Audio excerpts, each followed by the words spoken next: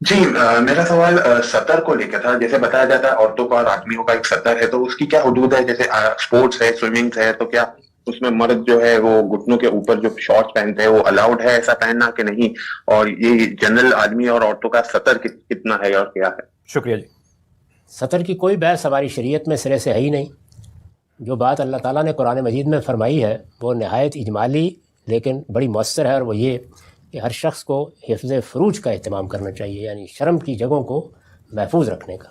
اس میں ساری بات شامل ہے، یعنی ان شرم کی جگہوں میں کسی غلط چیز کی طرف میلان پیدا نہ ہو، ان کا بے جا افشا نہ ہو، ان کی نمائش نہ ہو. یہ ساری چیزیں اس میں شامل ہیں.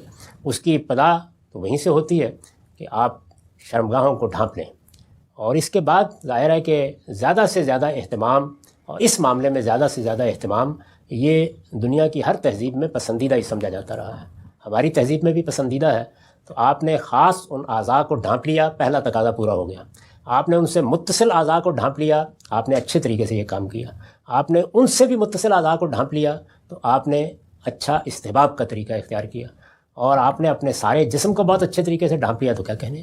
تو اس میں یہ طریقہ اختیار کیا گیا حفظ فروج کا. میں نے اس کی بہت تفصیل سے وضاحت کی ہے 23 اعتراضات کی سیریز میں، اس کو آپ سن لیجئے. اس میں نے یہ بتایا ہے کہ ابتدا کہاں سے ہوتی ہے. ابتدا جس کو ہمارے ہاں سطر کہا جاتا ہے وہ تو شرم گاہوں کو بس ڈھانپ لینا ہے، یعنی اسی سے ابتدا ہوتی ہے. یہی کم سے کم تقاضا ہے.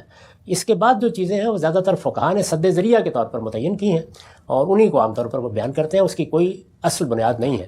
بڑی بحثیں اس معاملے میں ہمارے ہاں ران کو چھپانے کے بارے میں کی گئی ہیں. اس میں بھی حقیقت یہ ہے کہ خود نبی صلی اللہ علیہ وسلم ایران سے کپڑا اٹھا ہوا تھا، وہ روایتوں میں بھی آتا ہے، اور بلکہ اس سے آگے بھی ہے کہ جب سیدنا عثمان آئے تو آپ نے ڈھانپ لیا. تو لوگوں نے کہا کہ اس سے پہلے تو آپ نے یہ اہتمام نہیں کیا. تو آپ نے فرمایا کہ ان سے تو فرشتے بھی شرم کرتے ہیں.